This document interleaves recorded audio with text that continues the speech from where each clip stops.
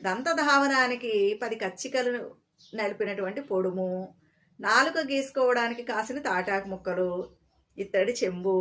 దంతధావనమైన తర్వాత స్నానము కదా అనుకున్నాను.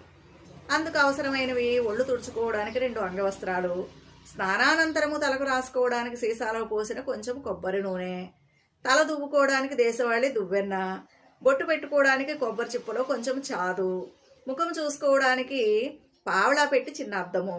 తర్వాత ఆలోచించవలసినవి దుస్తుల విషయం కదా. అందుకు నాకు అవసరమైనవని తోచినవి 4 ట్విల్ షర్ట్లు, 2 టైలు, 2 మేజోళ్ల జతలు, 3.5 పెట్టి బూట్స్ జోడు. పార్వతీశం చూడండి ఎంత అమాయకంగా ఉన్నాడో.